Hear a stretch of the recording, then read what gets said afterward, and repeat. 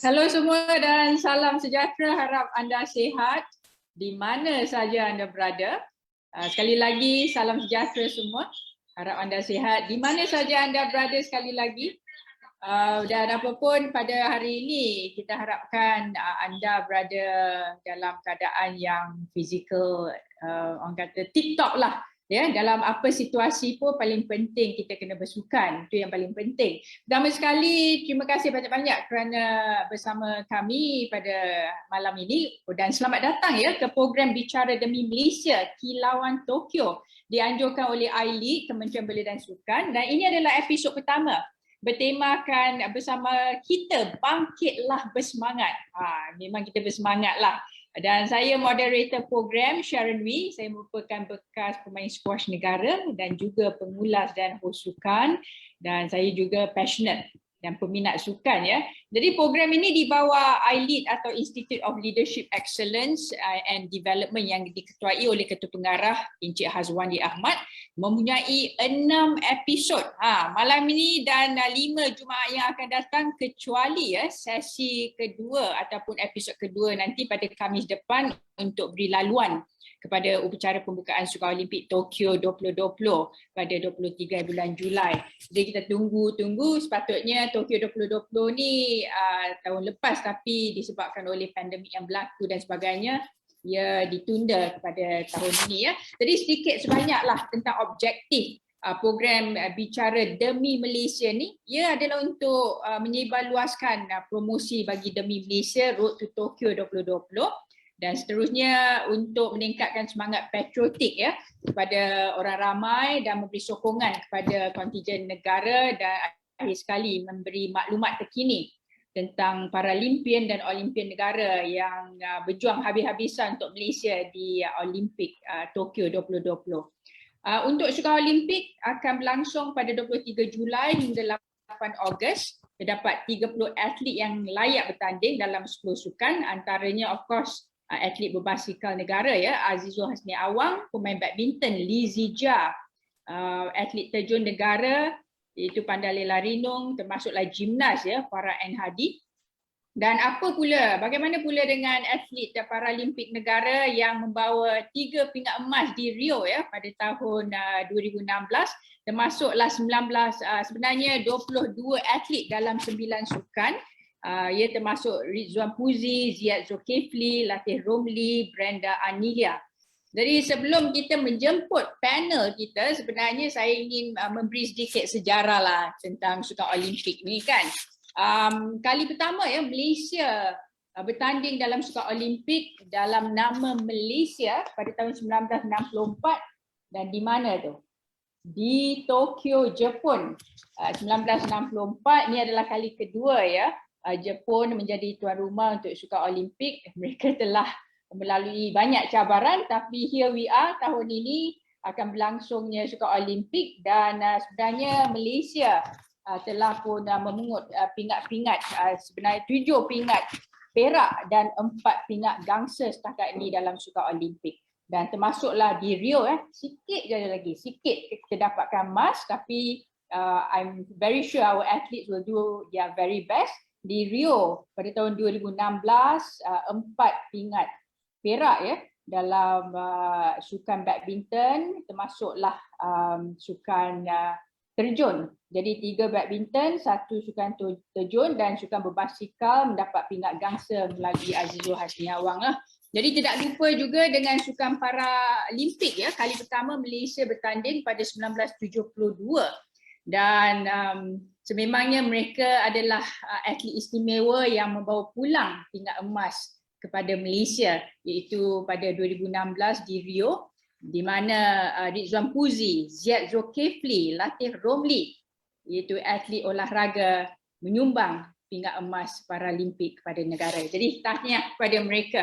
Jadi di sini tanpa melengahkan masa kita pun nak tahulah apa yang berlaku kepada para atlet kita dan apa persiapan sebelum dan semasa berada di Tokyo. Jadi tidak lain tidak bukan kita ingin menjemput panel jemputan kita, iaitu Ketua Pengarah Majlis Sukan Negara, Datuk Ahmad Syafawi Ismail.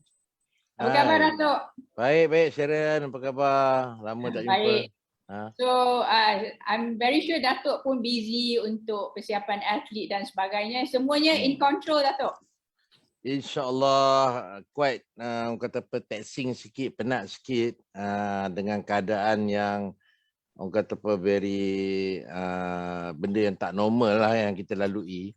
Jadi nak manage ni agak tough dengan protokol, dengan sentimen. Jadi kita kena try to sesuaikan semua tu sekali so that atlet tu kan dapat memberikan satu fokus yang lebih lah kepada preparation mereka lah. Jadi kita of course kita bangga dengan para atlet negara pada masa yang sama support system seperti MSN, ISN, KBS, MOM semuanya bekerjasama termasuk pada hari ini I-League menganjurkan bicara demi Malaysia ni untuk mempromosikan Sukan Olimpik dan Paralimpik negara. Memang ramai peminat yang nak tahu Datuk sebab ramai peminat Azizul Hasniawang, terutama para Hadi kan. Bagaimana dengan perkabaran atlet kita terkini? Terlebih dahulu Sharon, saya nak ucapkan terima kasih kepada I-Lead yang telah take a lead lah, sesuai dengan nama dia I-Lead to take a lead ni, untuk buatkan satu program buat bicara seperti ini. Satu-satunya organisasi setakat ini yang saya tahu yang telah orang kata ikut bersama dengan kita untuk promoting this Olympic punya preparation sesuai sangat dengan keadaan sekarang. Dengan keadaan kita pandemik, kita terpaksa tinggal di rumah dan sebagainya. Tahniah kepada adik, terima kasih banyak-banyak kerana menjemput saya dalam program buat bicara kali ini. Dan untuk menjawab Sharon punya soalan tadi, so far atlet kita dalam keadaan telah pun at the final phase. Maknanya mereka dah melalui proses-proses preparation yang agak lama. Sebenarnya daripada 2016 lagi sebaik saja habis saja Rio punya Olimpik, kita dah pun start the program melalui program podium, kendalian ASN, lepas tu minta MSN tolong uruskan, dan 2018 kita restructure balik, kita refocus balik kepada program ke arah to get them qualified for the Olympic. Tiba-tiba datang satu bencana pada 2020. Jadi these are the game changing tu berlaku pada 2020 tu. Di mana semuanya haywire lah. Preparation, planning semua dah kelang kabut. Bukan kita saja, semua orang Dan almost ambil lebih kurang dalam 3 bulan untuk kita stabilizekan kita punya sebelum kita pick up. No, we should move forward. Menteri kita sekarang ni, Menteri Datuk Seri Rizal sendiri telah pun buat keputusan bahawa we have to move forward. Tak kira lah Olimpik ni jadi ke tak jadi ke, we have to get them ready. Because pada ketika itu kita realise that kalau siapa yang lebih cepat adapt to the situation, kita tak tahu pandemik habis bila. Pada ketika itu mungkin pandemik habis dah 6 bulan je lepas tu habis. Kita semua orang jangka tak tentu arah kan itu. Tunggu tengok China punya situation macam mana, tiba-tiba China senyap, macam kind of thing. Jadi banyak uncertainty. So kita telah ambil bold action itu lagi, kumpulkan atlet siap-siap, start the training program as soon as possible. So kita dapat kebenaran daripada kajian pusat yang Bapak Perdana Menteri sendiri bagi kita duduk secara kuarantin. So inilah episod baru, norma baru yang kita terpaksa kendalikan mereka dalam keadaan camp. Bermakna seolah-olah macam kita buat camp askar lah ni. Masuk dalam camp, duduk dalam situ, tak boleh nak keluar ke mana, tak boleh keluar ke mana, and then start conditioning punya proses berlaku. So, bila nak jawab soalan Sharon, diorang dah start benda tu daripada that particular Julai 2020 sampailah sekarang. Jadi indirectly almost 1 year dalam keadaan competition tak tentu adanya, uncertainty berlaku, jadi ke tak jadi, adalah sampai last month lagi saya masih lagi beranggapan mungkin tak jadi ni Olimpik ni, mungkin tak jadi. Sampai last month. So I think you have been through that kind of thing. Kalau Sharon tu, kita tahu direction kita tahu projek kita. Kita tahu kita set kita punya pace kita ke arah itu kan. Tapi ni tak tahu nak set ke tak set, nak set ke tak set. Nak push them to 100%, takut tiba-tiba tak kena pula time tu dan jatuh balik. Dan kita nak revive balik. So that is going to be very, very tough situation. So jadi nak jawab kata they are ready, saya sendiri pun masih lagi mental diorang pun, saya yakin atlet pun kadang bila dengar pula ada satu kes berlaku, nak kata diorang ready tu susah saya dah cakap. Tetapi dari segi fizikal, alhamdulillah, dari segi injury punya status dah manageable. Dari segi teknik ataupun taktik yang terbaik yang diorang boleh ni, tak ada competition untuk try out. Jadi tak tahu teknik tu, adakah teknik tu perlu diperbaiki lagi atau tidak. Kita buat virtual competition, kita buat trial and error competition. Jadi to answer your question that whether they are really 100% ready, saya tak mau commit lah. Tapi I think dengan kesanggupan diorang, bila saya kata tak boleh keluar duduk dalam camp, tak boleh nak jumpa mak bapak dan sebagainya, diorang sanggup lalui benda tu, saya rasa they are ready. Ya. Itu yang kita respect Datuk, sebab pengorbanan yang dilakukan oleh para atlet jurulatih, para pegawai perubatan, para pegawai semua bekerjasamalah untuk memastikan persiapan atlet berjalan, kalau tak 100%, at least 99.9% lah Datuk. InsyaAllah. Saya sebagai bekas atlet juga, bila kita nak get ready untuk Commonwealth Games, Asian Games, SEA Games semua, of course kita pergi overseas untuk ambil bahagian dalam pertandingan international semua kan. Tapi dengan adanya restriction sebegini Datuk, atlet-atlet kita tak boleh bertanding, tak ada orang kata match practice dan sebagainya. Bila tiba di Tokyo nanti, Datuk rasa apa yang membolehkan mereka ataupun siapa yang akan bantu mereka untuk memastikan mentally they are ready? First kali yang mesti prepare themselves adalah atlet itu sendiri. They have to get themselves ready towards I'm flying to Tokyo. I must adapt to the situation kat sana seberapa cepat yang boleh. Tak pernah seumur hidup kita sampai untuk compete, kita kena 3 hari quarantine, tak boleh tengok tempat dan sebagainya. Selalunya bila kita sampai ke tempat game tu, kita the first thing kita nak tengok adalah venue. So that will be our first venue. Walaupun kita tak training, tapi kita nak tengok venue tu dulu. Tapi yang ni atlet tu mesti tune themselves.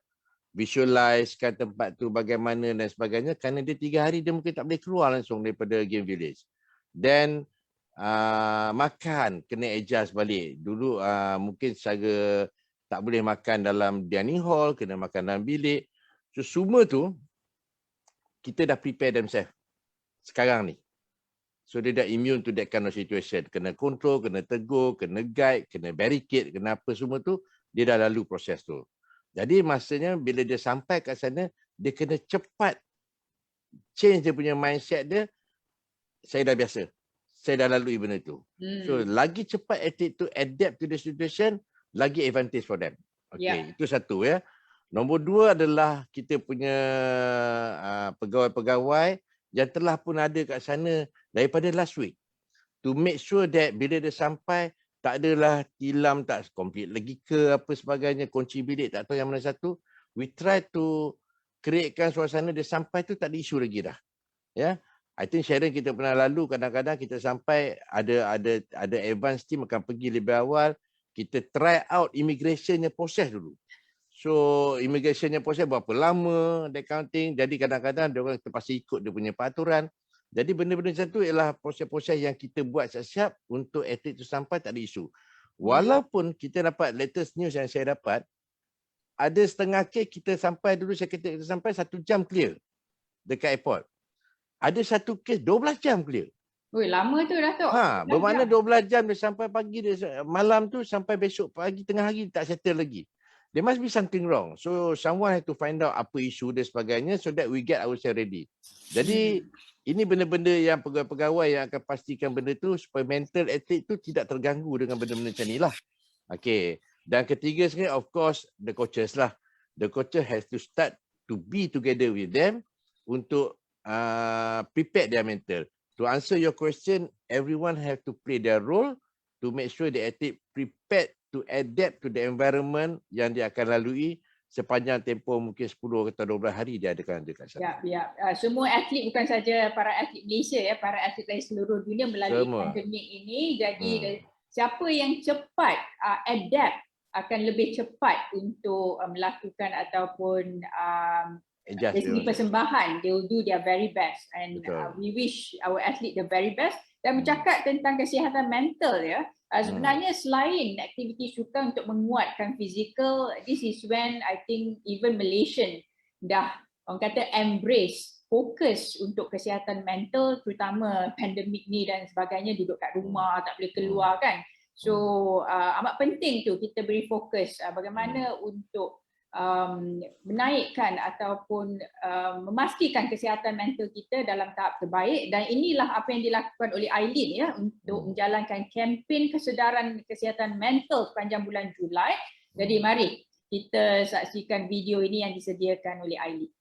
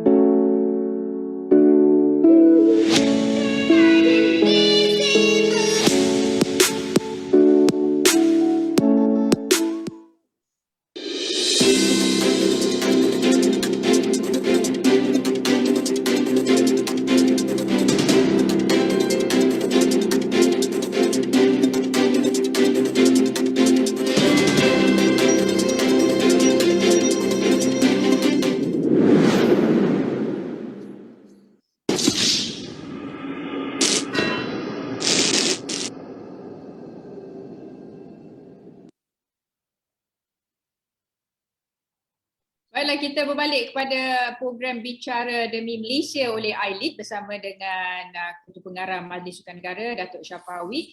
Kepada para penonton, ribuan terima kasih kerana bersama kami malam ini untuk program ini, dan saya encourage anda semua untuk bertanya soalan tentang Sukan Olimpik, Paralimpik kepada Datuk Syafawi.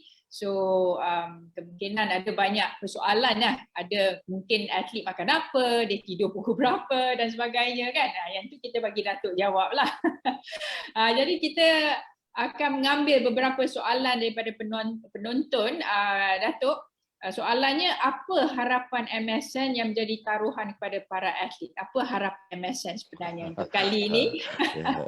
Ini soalan selalu sangat orang tanya lah. Okay, I think kita pada tahun 2008 apabila the last Olympic medal yang kita menang adalah way back semasa badminton 1992, 96 ya. Starting daripada 2000, 2004, 2004 lah, di mana Chong Wei baru start masuk ke Olimpik. Saya berada di Athens pada ketika itu. The chances yang agak besar pada di Athens tu adalah melalui Josiah Ng dalam acara Karen. So the first cyclist yang telah layak dalam acara Karen final lah, tapi dapat nombor 6.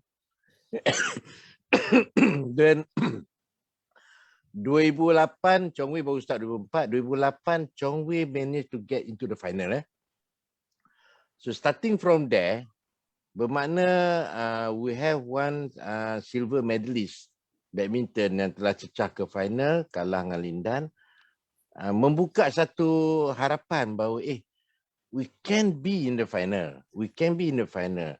So maybe we can get the gold medal. Jadi makna kat situ bermula usaha untuk meletakkan gold medal sebagai sasaran melalui sukan badminton. Dan kebetulan Chong Wei masih lagi berada dalam arena prestasi dia. Dan then kita start the process of try to get the gold medal in the 2012 Olympic. Dan Chong Wei fulfill harapan kita to be in the final, but rezeki itu tak sampai lagi. Okay, so jadi maknanya medal for the gold medal ni starting way back in the 2000, lepas 2008 Olympic. So to get the first gold medal. Dalam masa yang sama juga, masa tu YBKJ pun start kita push for the Paralimpik juga. Maknanya kita jangan tinggalkan Paralimpik. So sama-sama Olimpik dan Paralimpik going for the gold medal. So in the 2012, lepas 2012, now we start the ball rolling again towards Rio. Program Rio pun start. I think saya pun pernah dengar program Rio dan sebagainya. To go for another gold medal punya ni for the next Olympic. Dan kali ni buka ruang lebih besar. Bermakna di 2012, Pandalela dengan Chong Wei managed to get a medal. Lepas tu kita dah dapat satu sukan dah. Sebelum tu badminton, kerana dah buka satu sukan diving masuk dengan badminton 2012. Then in 2016, Azizul pula coming up. So buka pula satu lagi cycling. And surprisingly, badminton managed 3 sekali masuk ke final. Dan juga diving. Jadi indirectly, kita are going towards the ni. Tetapi rezeki Tuhan tak bagi kat Malaysia ni. Dah dekat-dekat macam tu pun tak dapat juga lagi. Masih ingat Datuk, badminton tu dah match point tu. I know. Dia double punya man kan. So dengan Lu Ying masa tu injured, recovery. Kita duk risau takut tak sempat dan sebagainya. So I think surprisingly they managed to get into the final. Dan Paralimpik kat belakang. Selepas Olimpik, Paralimpik pergi dulu. Get the 3 gold medal in 24 hours. They managed to get the 3 gold medal. So I think kita pun lega sikit. But still, to jawab your question, to jawab soalan penonton tadi, harapan kita masih lagi gold medal. Okay. Itu harapan kita. Dan harapan yang dah 3 kali Olimpik kita lalu, 2012, 2016 dan kami untuk another one ni, saya rasa itulah harapan seluruh rakyat Malaysia. Of course, Jadi Datuk, sudah pasti peminat-peminat sukan memang menantikan kilauan emas. Saya pun sendiri menantikan kilauan emas sebab kita sikit saja lagi melalui sukan badminton pada Rio. Tapi sekali lagi tahniahlah kepada atlet Paralimpik negara. 3 emas dia bawa balik, Datuk. So kali ini program Road to Tokyo semuanya berjalan dengan lancar walaupun melalui pandemik. Jadi tahniah kepada Datuk Syafawi and your team lah together dengan ISN untuk memastikan persiapan atlet berjalan dengan lancar. Jadi pada masa yang sama, untuk pengetahuan anda ya, selain 10 sukan akan bertanding di sukan Olimpik kali ini, Tokyo, jadi termasuklah pelayaran, sukan badminton, berbasikal, kita ada gimnastik, dan banyak lagi. Dan antara tumpuan kita, of course, superstar seperti Chan Peng Soon, Goh Liu Ying, acara mixed double sebab Rio tu, dia dah dapat perak. Jadi kali ini kita harapkan yang terbaik lah dari pemain senior negara, termasuk Pandalela Rino dan juga Azizul Hasniawang dalam sukan berbasikal. Liu Ying tu orang Melaka tu. Orang Melaka. Jadi untuk pengetahuan anda, Goh Liu Ying adalah pembawa bendera bersama dengan Lee Zijia juga, pemain badminton. So ramai yang jealous tu, muda-muda dah bawa jalur gemilang di sukan Olimpik. A good combination tu, yang senior dan juga yang muda lah. Betul. Dan ada banyak soalan di sini. Saya akan cuba yang terbaik lah untuk baca soalan ni. Jadi kita lihat di sini dari Roja, dia tanya, sejauh mana MSN yakin kemampuan Azizul Hasniawang untuk menghadiahkan emas pertama buat negara? Selain Azizul, adakah atlet negara yang lain seperti Pandalela, Jun Hung untuk meraih pingat, Datuk?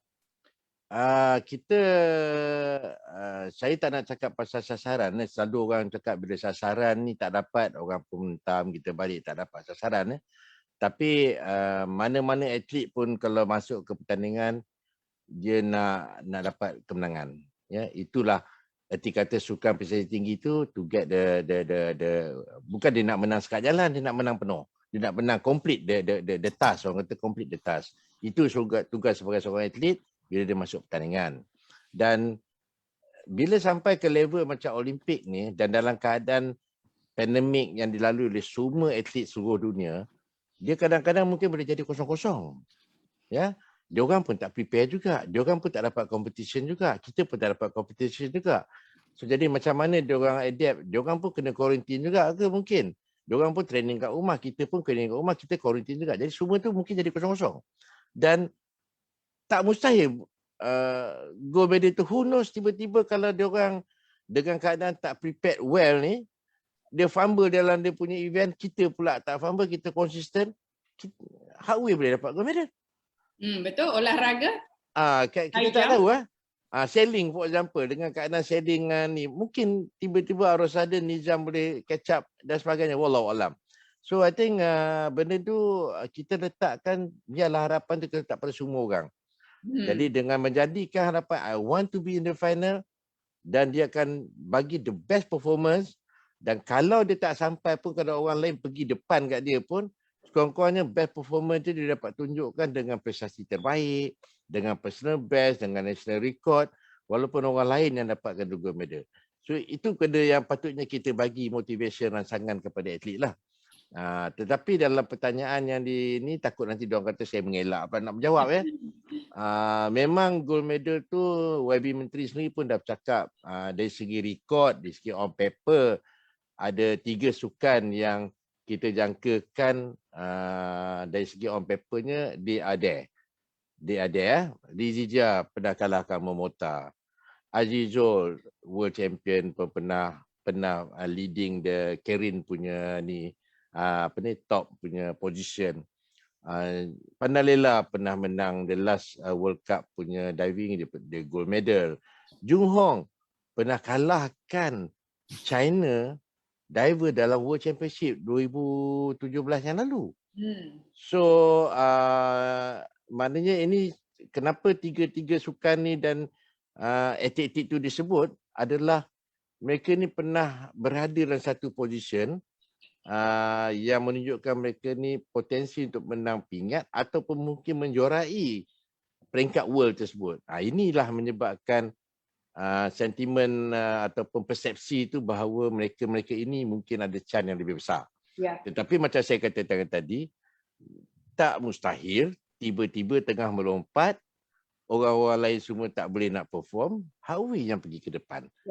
Jadi yang penting atlet siapa saja, tak kisahlah siapa pun, Azizul ke, Jung Hong ke, Lela ke, siapa ke, you perform the best, who knows that particular day, Tuhan bagi that particular day is for you.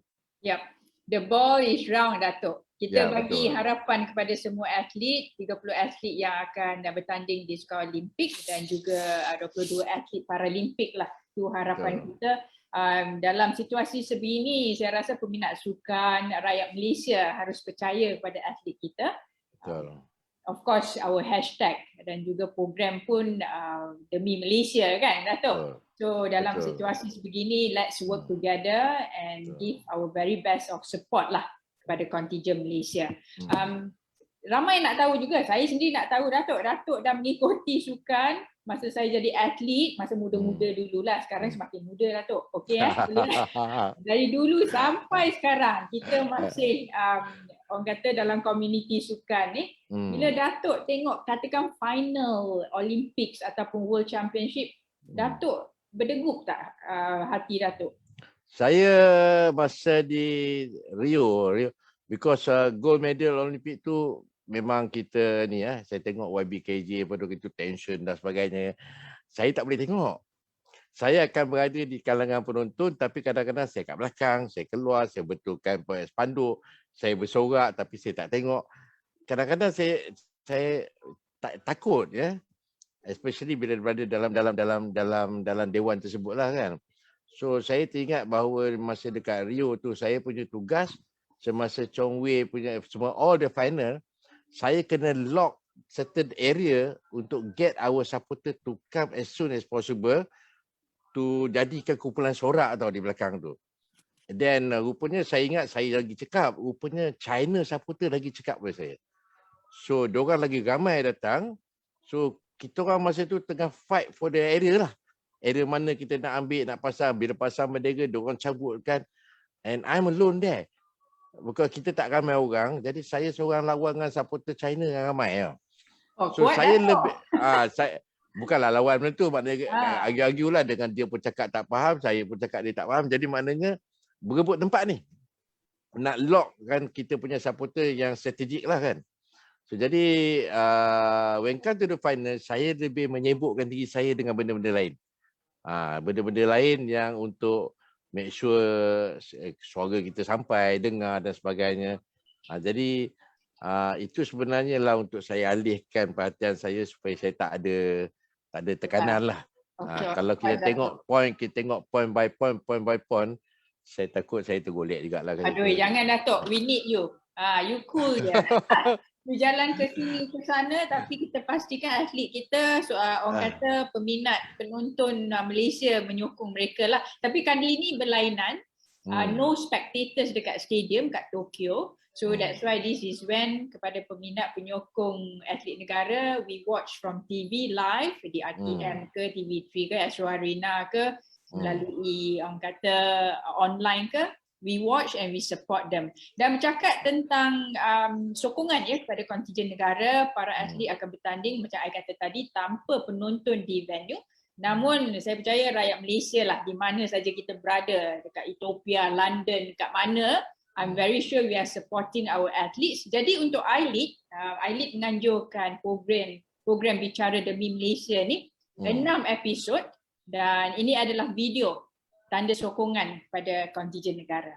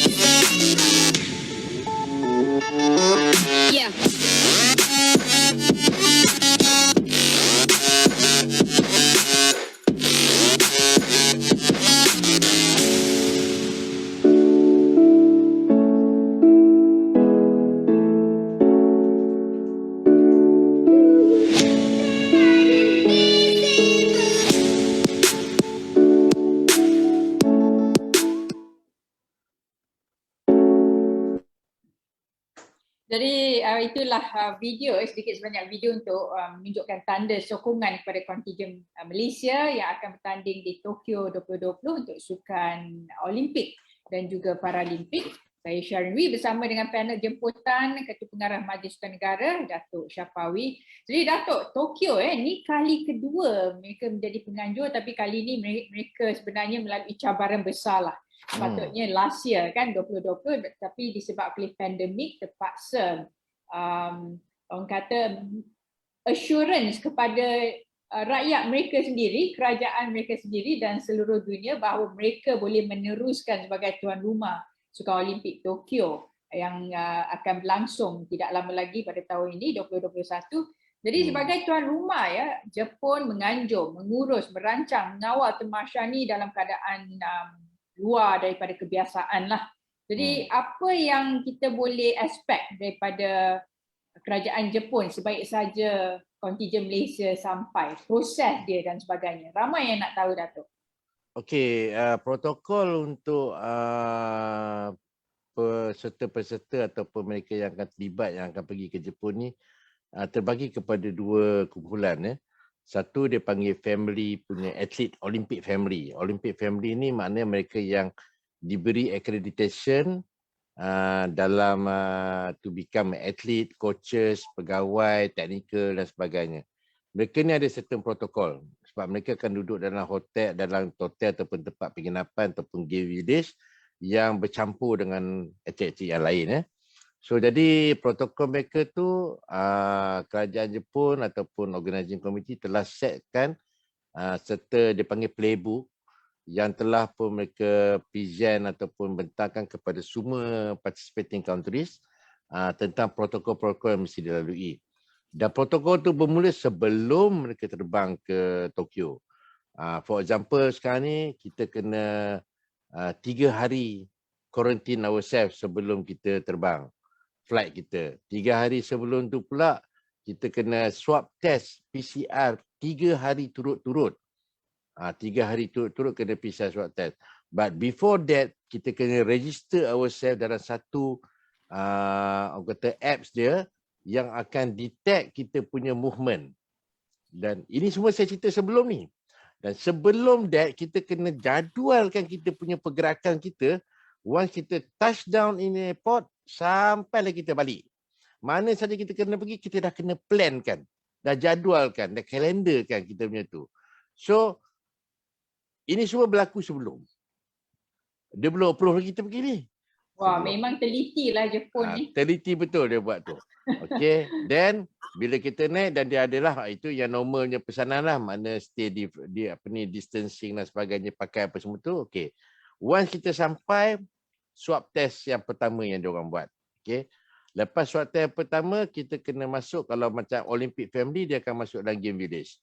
Bila dia masuk dalam game village, 3 hari quarantine, dia tidak boleh keluar daripada village, Malaysia village tu, kalau pasukan punya penginapan, to the dining hall, to pergi post office ke apa, tak boleh. Dia kena duduk dalam kawasan tu, makan akan dihantar kat bilik. Okey, jadi itu dipanggil quarantine, tetapi kita boleh campur sama kita. Bukan macam kita punya quarantine kat sini lah, mahu kita duduk satu bilik satu orang. Tapi sana kita duduk dalam satu kumpulan, as long as kita dalam bubble kita, tapi dia tercampur dengan orang. Dan selepas itu, tiap-tiap hari akan berlaku ujian saliva. Ujian air liur lah. Air liur ni akan dibuat, kita ambil, kita hantar kat dia, dan dia akan test setiap hari. Dan lepas saja 3 hari, dan mereka akan kita akan dibenarkan ambil bahagian, okay, tapi dengan penjarakan dan sebagainya. Jadi ini akan berlaku sampailah mereka balik. Datuk, dengar kata kan Malaysia dimasukkan sebagai negara di dalam pemantauan khas bersama dengan Indonesia, UK, India. Jadi orang kata mata organizer tu dekat Malaysia lebih sikit lah untuk memastikan swab tu hari-hari. Betul, kan? betul. So boleh Datuk terangkan pemantauan khas tu, Datuk? Pemantauan khas tu dia buat kepada Malaysian ataupun daripada negara-negara macam Indonesia, UK for example, dia buat tu ialah dengan extra daripada orang lain lah. Contoh for example like ada cadangan dia pada ketika itu ialah untuk kita hampir selama lebih daripada 3 hari untuk kita being quarantine. So at one time tu keluar tersebut sampai 14 hari. Kata mana logik kalau 14 hari. Takkan kita tak boleh nak training dalam 14 hari dia karantin. Jadi lepas tu discuss cadang balik dan sebagainya. Lala dia turun kepada 3 hari. Jadi Alhamdulillah walaupun ni tapi pengawasannya akan lebih berhati-hati. Maknanya kita sebelum kita pergi lagi, kita kena ada satu proses of kata apa, at one time tu dia kata 7 hari sebelum kita pergi kita kena swab test dah. So itu benda-benda yang dia buat lah. Tapi saya rasa along the way ni dah mereka mula dah accept benda tu tidaklah seteruk sangat. Dan the team pelayaran yang pergi baru-baru ini proses mereka tidaklah ekstra daripada berbanding dengan proses yang lain. Tetapi kepada kumpulan pegawai yang pergi bukan dalam Olympic Village, dia orang akan cuba cara dia orang tu bukan dia buat kuat-kuasakan peraturan tapi dia lebih kata cuba untuk mengurangkan kita hadir di Tokyo. Jadi maknanya dia bagi option 5 hari 4 malam without quarantine. So benda-benda semua ni mereka berubah daripada 1 hari ke 1 hari untuk mencari kaedah dan berdasarkan penilaian risiko mereka, mereka cuba buat certain ruling yang indirectly try to tell us that janganlah datang lama sangat. Okay. So maknanya ni. Jadi dekat thing. Dan kita tak boleh bergerak, Sharon. Lagi satu tu kita tak boleh gerak bebas. Kita kena ikut kita punya schedule tu yang diorang akan track kita melalui satu detector dia dalam apps tu. Dan kalau didapati kita keluar daripada line tu, kita akan dianggap sebagai breaking the rule dan mereka boleh buat keputusan untuk menghantar kita balik. Wow, tu very strict Datuk. Macam ada security guard. Kalau kita pergi destinasi A tapi kita terkeluar kepada B, takut nanti phone tu berbunyi kot. Betul. Jadi maknanya benda-benda macam tu dia akan lakukan dan sesiapa saja kita tak boleh langsung berurusan dengan orang luar. Makanan kita hanya makan di hotel, kita pergi venue naik transport yang telah dia pun decide ni. Jadi semua tu orang kata macam kuarantin lah juga. Yalah, terkawal lah. Yang baiknya macam kita tahulah Jepun ni memang negara berteknologi tinggi. Dia akan guna sebaik mungkin teknologi IT mereka bagi memantau dan mengawal ya kontijen dari seluruh dunia ni. Bercakap tentang chef di mission pula Datuk, of course our favourite athlete legend kita Datuk Lee Chong Wei, chef di mission untuk Snow Olympic Tokyo 2020. Tapi dengar khabar beliau tidak akan bersama dengan kontijen negara di Jepun tapi berada di Malaysia untuk menjalankan tugas beliau dan memberi sokongan. Saya rasa ini kali pertama berlaku kan chef di mission tidak berada di venue. Jadi boleh Datuk ulaskan sikit.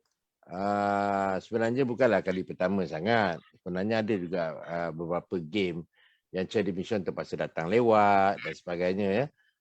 Tetapi kali ini Datuk Lee Chong Wei memang beria-ria sangat nak pergi dan sebenarnya dia pun telah prepared himself way back hampir dekat tahun yang lalu di mana semasa kita melancarkan satu kempen dia datang bersama try to give contribution to the preparation of Olympic. Saya pun pada ketika itu dah bincangkan peranan dia bagaimana dia boleh mainkan peranan untuk motivate our athlete. So tapi bila pandemik ni getting more serious, saya rasa beliau lebih concern tentang dia punya health dan based on itu pun dia cakap dengan saya dia terpaksa buat keputusan last minute untuk maklumkan sebab dia berharap bahawa condition itu memang boleh meyakinkan dia untuk pergilah dan saya dimaklumkan oleh beliau sendiri bahawa beliau yakin. Tetapi para doktor, family dia merasakan bahawa jangan ambil risiko lah. Jadi lebih kepada jangan ambil risiko. Dan beliau pun baru pulih. Jadi kita pun memahami. Tetapi semangat beliau, kerana kita bawa semangat beliau. Chong Wei yang membukakan persepsi bahawa kita boleh dapat gold medal. Ya, Chong Wei yang mulakan daripada tahun 2008 Beijing dia dah mulakan di Beijing itself dia mencabar Lindan. Jadi maknanya dia yang memulakan. Jadi semangat dia tu kita berpandangan, YB Menteri sendiri dengan Tan Sri Nurhalizah berpandangan bahawa we can't afford to lepaskan dia daripada tanggungjawab tersebut. Bukanlah kita nak bebankan dia. Tapi daripada kita, semangat dia kena ada bersama dengan atlet kita. Jadi kita dapat lihat benda tu bila Chong Wei datang jenguk budak-budak, kawan-kawan dia, semangat tu ada carry. Dan dia pun cakap tak banyak pun, tapi semangat tu bila dia cakap tu break my record. Maknanya that is kalau atlet yang lain-lain ni saya dapat bayangkanlah, bila saya lama campur dengan atlet ni, saya tahu bahawa benda tu adalah satu mesej. You try to break my record. Jadi Azizul, Panalela semua akan nampak bahawa itu adalah satu perkataan ataupun satu, walaupun singkat, tetapi lah mendapat maksud yang mendalam lah. Ya, jadi kita amat banggalah dengan apa yang disumbangkan oleh Datuk Lee Chong Wei ya. Betul. Pemain nombor 1 dunia, telah pun dapat 3 kali pingat perak di Sukan Olimpik, telah membuka minda rakyat Malaysia that we can. Atlet Malaysia boleh dapatkan gold medal Sukan Olimpik, dan of course Paralympian dah buktikan dengan 3 gold medal. Jadi untuk Lee Chong Wei 2008 ya di Beijing pingat perak, 2012 di London pingat perak, termasuklah 4 tahun lalu di Brazil ya. Dan Chong Wei sebenarnya telah menyumbangkan banyak kejayaan lah kepada Malaysia. Macam Datuk kata tadi, everybody look up to him as role model. Dia cakap apa, semua atlet percaya. Because they lead by example kan Datuk. Betul. So this is something that we are very proud of Chong Wei, and untuk dilantik sebagai chef di Mission adalah impian setiap individu, terutama komuniti sukan ya. I angkat tangan dulu Datuk, next time chef di Mission I book dulu. Jadi Datuk, kita juga nak tahulah pendapat anda tentang sokongan pihak media.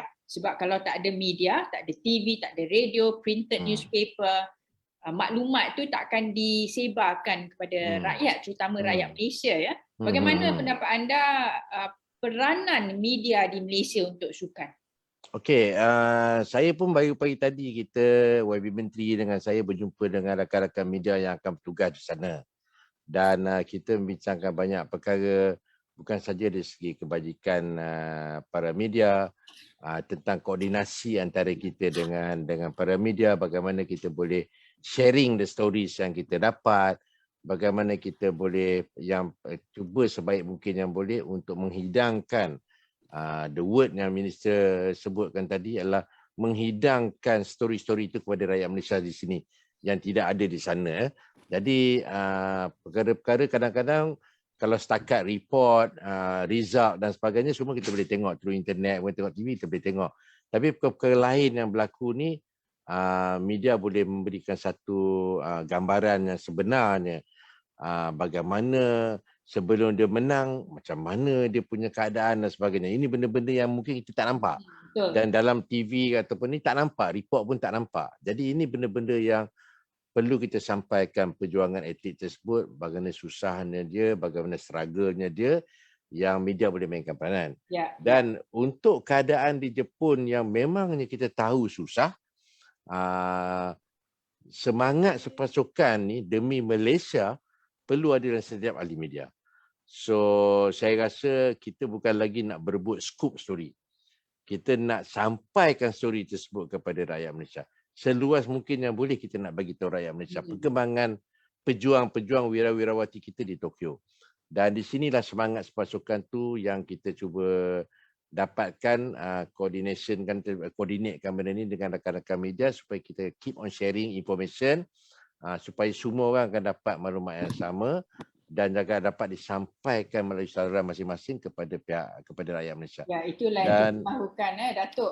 Saya sendiri amat berbesar hati dan banggalah akan menjadi pengulas sukan untuk Aishwarina untuk sepanjang Sukan Olimpik ni. Saya pemain squash, tapi walaupun squash tak ada dalam Sukan Olimpik, jadi pengacara di Sukan Olimpik pun cukup lah Datuk.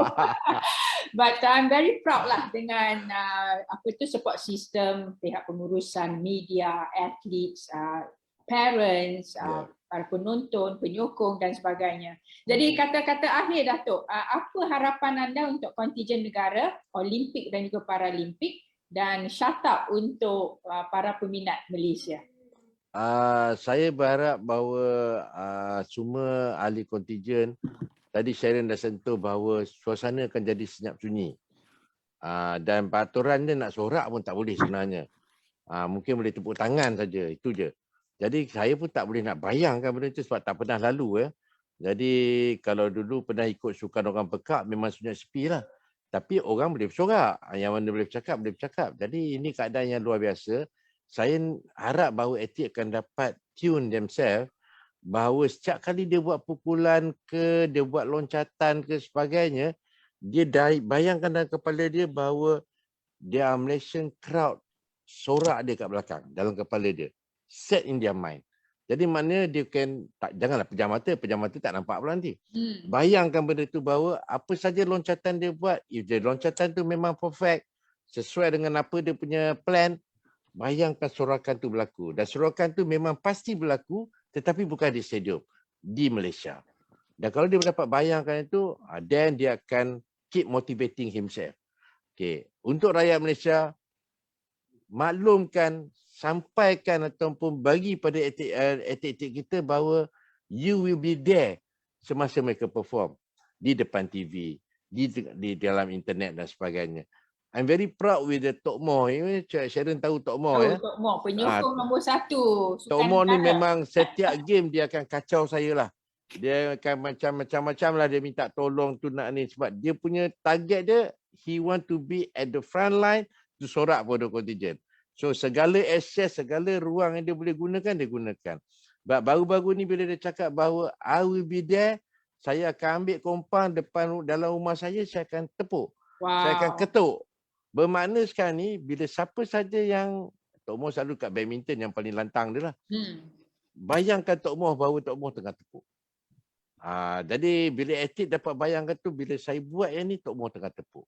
So bayangkan you nak Tok Moh tepuk, saya kali tepuk tu maknanya keep on performing lah. So jadi yang ni I think benda ni it's not easy Sharon I think kalau pada orang biasa. Tapi pada atlet I think they know how to visualize, how to imaginekan benda tu. Imagery kita dah belajar tentang visualization, imagery dan sebagainya. Dan I think they can, if they can manage it well, tanpa mengganggu perasaan dia, saya rasa dia orang boleh perform the best that they can lah. Yes, of course. Kita percaya atlet negara dengan persiapan terbaik ya akan membuat persembahan terbaik di Tokyo dan juga ayuh kepada peminat dan penonton Malaysia, kita teruslah bersama-sama ya menyokong atlet negara di mana saja kita berada. Walaupun kita tak ada kat venue, but then our prayers, our heart, our passion, saya rasa atlet kita akan rasa bila dekat venue nanti. Demi Malaysia. Demi Malaysia, of course Datuk. Jadi untuk para penonton, ucapan ribuan terima kasihlah kepada anda kerana mengikuti Bicara Demi Malaysia oleh iLead. Kita ada sesuatu istimewa untuk para penonton di mana kuis mingguan Bicara Demi Malaysia. Jadi satu episod, satu soalan lah. Jadi keseluruhan ada 6 soalan sebab ada 6 episod kan. Jadi penonton perlu kumpulkan dan hantar ke semua 6 jawapan di ruang komen Facebook iLead semasa sesi live episod ke-6, iaitu episod terakhir pada 20 Ogos nanti. Jadi 3 individu yang terawal boleh jawab semua soalan dengan betul, akan menang apa? Akan menang hadiah istimewa lah, hadiah misteri dari iLead. Jadi jangan lupa untuk terus bersama saya sebagai moderator dan pengulas anda untuk program ini. Sebenarnya minggu depan ya, dia Jumaat ni dan juga Jumaat-Jumaat akan datang kecuali minggu depan kerana kita akan beri laluan kepada upacara pembukaan Sukan Olimpik pada hari Jumaat itu. Jadi episod kedua akan berlangsung pada 22 Julai 9 malam di Facebook iLead ya. Jadi jangan lupa terus bersama kami. Tapi apakah soalan kuis untuk episod yang pertama? Jadi kita tengok slide ini. Apa soalan dia? Jadi soalan kuis episod pertama, jeng. Okey. kepada para peminat sukan, para penonton, apakah tajuk lagu rasmi kontingen Malaysia ke Sukan Olimpik 2020? Sekali lagi, apakah tajuk lagu rasmi kontingen Malaysia ke Sukan Olimpik 2020? Jadi simpan jawapan tu, jangan bagi tahu orang tau sebab you nak menang hadiah misteri ni. Boleh Jadi pakat terima dengan kasih saya ni. Adi. Jangan bagi tahu Datuk, you kena simpan. Saya baru nak berpakat siapa yang nak menang lagi. Okey, terima kasih. Jadi sekali lagi Datuk, ribuan terima kasihlah kerana Sama-sama. meluangkan masa untuk program Bicara Demi Malaysia, dan juga terima kasih kerana bekerja keras untuk mempersiapkan kontingen negara di InsyaAllah. Olimpik dan juga Paralimpik. So we hope you are safe bila pergi nanti doakan. bertolak ke Tokyo Datuk. Doakanlah. Kita selamat Ya. semua, selamatlah kat sana. Terima kasih Datuk. Jadi kepada penganjur juga iaitu iLead, KBS dan juga tim admin yang menganjurkan program ni dari episod pertama nanti sampai episod ke-6 bersama dengan saya Jadi tahniah kepada anda dan juga terima kasih. Juga terima kasih kepada para penonton lah. Sekali lagi jangan lupa program untuk episod kedua pada 22 Julai nanti. Jadi sampai di sini saja daripada saya Sharon Wee. All the best kepada atlet negara. Kita sokong dan gambate Malaysia.